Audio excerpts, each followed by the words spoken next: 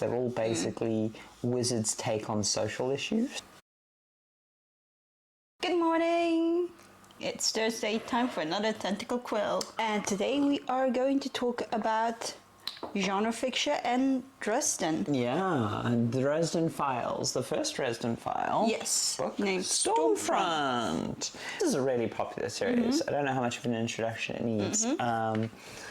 But it's a modern mage. Yes, a modern mage in modern day Chicago, and it's a well thought through world with magic factions, with... I mean, here's the thing, another topic for another time, the second book phenomenon. Yes, definitely. But first book phenomenon, it's basically about a mage who literally is out in the open saying, I'm magic, here's my services, and everyone else is like, why are you telling everyone there's magic? And most people don't believe him. Nope. And he runs around and he tries to fix problems, and he works with the police, and he has a relationship with the police. Much like it pulls a bit on like film noir tropes and stuff, where it jumps us straight into it. Definitely, and also a bit the procedural with like... And the I can't pay my rent. Yes, like strange, unusual consultant works on police cases. We've seen this with The Mentalist, we've seen this with Castle. Yeah. It's kind of a trope, but it kind of works. Oh no, I mean Dresden is full of tropes. The first case, or the first book, is... It basically revolves around some murders that are very sexual in nature, which again, very film noir, very much. Of course, you've got the femme fatale and all that. Yeah, literally.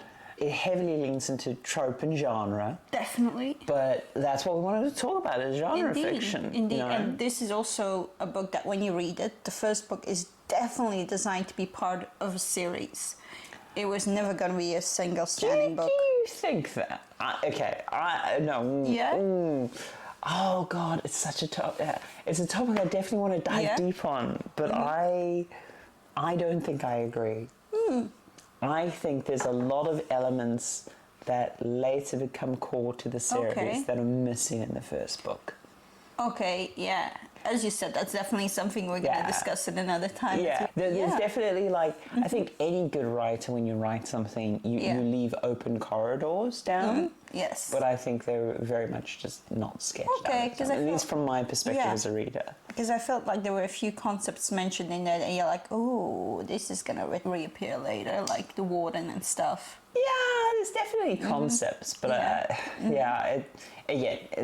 conversation for another time. Yes, exactly. But it is, it has become a very prolific series. The structure of like being able to do a case a book, or maybe 2 cases a book, or whatever, works really well. We actually came across it because when you wrote your first book, so many people pointed to it. And which is why I think it's such a good, interesting, like, Dresden thing. Because having your trilogy finished and having read a lot of Dresden now, I don't think someone who's a fan of Dresden, if they pointed them at your books or vice versa, I don't think the transfer is 100%. No, it's a very different vibe. And I think Dresden is very much a vibe read. Like... Yeah. The characters are really meant to draw you in. They're vulnerable. They're doing all-nighters. You're very much feeling with the character, feeling for the character. You do a lot of work with characterization stuff, and a lot of the heavy lifting in most of your writings about relationships. Definitely. This is like the whole point of genre fiction, right? Genre fiction is... It does what it says on the tin, right? No one wants to pick up a genre fiction book and not get their tropes, they want to be satisfied.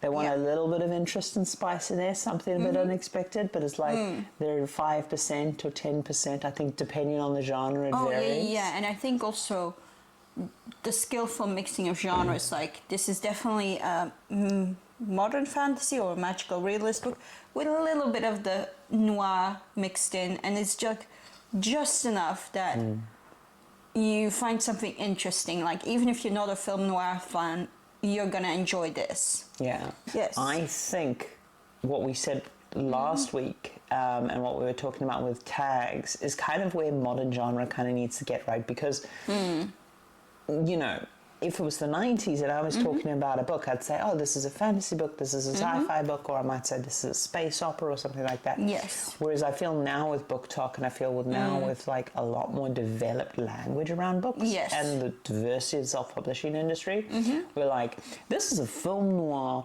magical realism, supernaturalish show.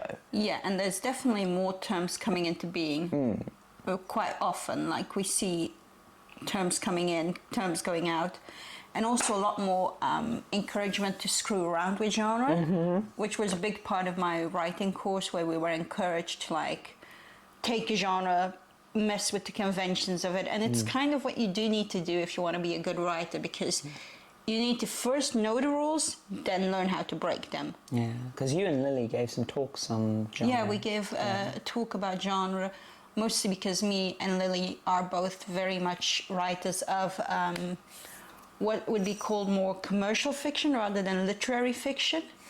The popular shit. No, I mean, Yes. but it is. Yes. And I think that's what genre is, a tool of commercialization. Yes, it right? definitely is.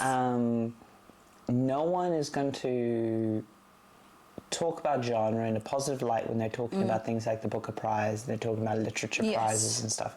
Genre is a tool of publishers, agents, marketing, everything there. And that doesn't necessarily make it bad. No. But it is a tool to basically market books and help them find their audience. Yes, because also it's also very much a library and bookstore trope of like, okay, this is the sci-fi fiction, great, we know it's there, but then you might have the LGBT section or the French language section, and it's a lot less clear what you're going to find there, because it might be a romance, it might be a science fiction book, it might be anything. The French section. Yeah, basically. I know what you mean. But I think this is also kind of a failing of Amazon and genre in general. Yeah. Is because we've been dominated by these big players, they've set these very coarse tags, and modern book reviewers and internet phenomenon have come in because we care if this is a enemies to friends or enemies to lovers, or we care if this is slow burn.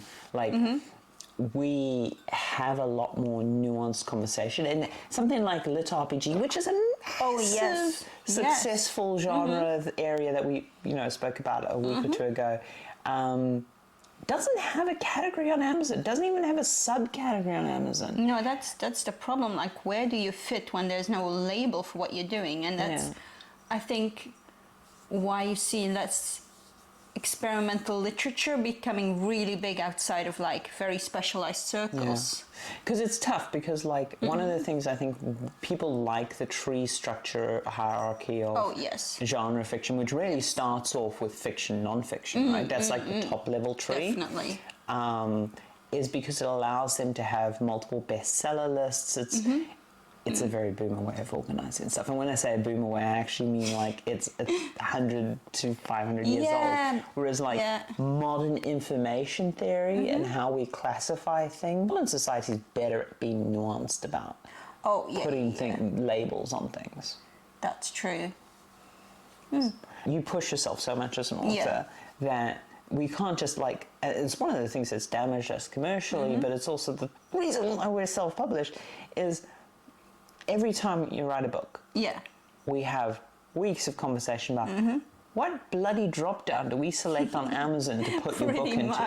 Pretty much. So, for example, Jim Butcher really knows what he's writing, what he's doing, but that's also the entire series. While I'm at a point in my career where I'm trying a lot of different things, I was still trying to find my feet. I think there's writers early in their career who find they're like, this is my genre, I'm going to stick to it. And to be honest, that's a better commercial approach. True. But they hit that, they go with that, they run with that, and they just sequelize that. Yes. And especially like in the self-published industry, it does seem to be the most successful approach. Write one book and serialize. Yeah, it's also very much so in the trad publishing industry, because if they're gonna give you a contract for say 3 books, but they all know that these 3 books are gonna be in the same series, they know what they're getting, they know what they're publishing, what they're marketing. But even for. if it's not the same series, I think they care less about the chronological order than they do about genre. And that's what I'm talking about this week. I think it's more about,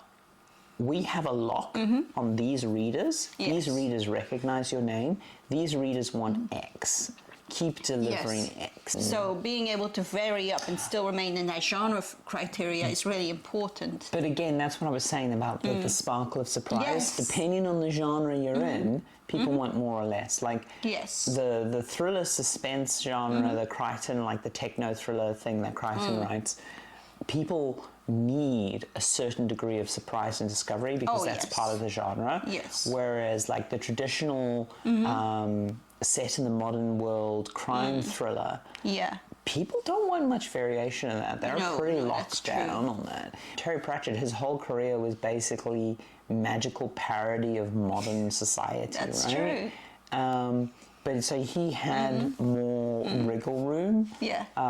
But also he developed the wriggle room like through his career. If you look at his first 3 books, they're all basically Wizard's take on social issues. He introduces the Assassin's Guild and everything. It gets a bit more interesting. It's basically, what does the reader want you to vary on, and what tropes does it want you to stay on? For example, romance readers are going to want different things than, say, a historical drama reader.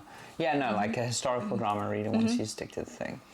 But Dresden, like we discovered Dresden late because, as I say, it was recommended to us things, and then we started devouring the books. They're very accessible. They're the kind of book I can read in a day. Basically, yeah. You can read it in a few hours, and they're very fun. The characters are really fun. The plots and ideas that he introduces might not be very high level, but they're still really well done. And I think that's sometimes more important than having like very highfalutin ideas, but not executing them correctly. They're internally consistent, which internally consistent, indeed. He has thought through. It feels the Dresden Files feel like a role-playing campaign. I would not set expectations high for the Dresden Files, but I would easily recommend it to anyone who's a fan of magic and film noir. Definitely. It's just really well done, and the series just remains very consistent. You know what you're getting, you know, you're gonna read through it fast. Like, I love reading a lot of stuff, but I always like sprinkle in a Dresden once in a while just because it's really good, and I want to know where the character is going over the longer arc, because it's a good comfort. It's good fun. Yes. And, you know, we just, I think people need to appreciate quality genre fiction. Yeah. Right? Commercial fiction doesn't mean it's of any kind of less value because in the end, what gives it value is the fact that people want to read it. And like you come away with a good feeling from it. Dresden Files is one of my favorite modern magical takes. Very much so. Very much so. It has been thought through in a way my my Dungeons and Dragon heart loves. Yes, you know, very it's like much so. Someone has thought this through. How all this plays out. Definitely. It's also like, even if it's a read that you think would be outside of your comfort zone, I would definitely recommend trying it out, because the books are pretty short. You're not going to be stuck with a 900-page read. Sure. And also just try and read outside of your comfort zone once in a while. Yeah, for sure. Well, Dresden Files. And I hope NaNoWriMo's going well for you folks. Yes, indeed. I hope you've got your idea and your word count started. And remember, it's never too late to start. You just got to catch up a bit. Yes. Also, make sure that you just keep a consistent pace. You can have sprints, like big sprints where you catch up a few thousand words a day. But the more consistent it is, the more you'll be able to keep up. And we'll be checking in on you.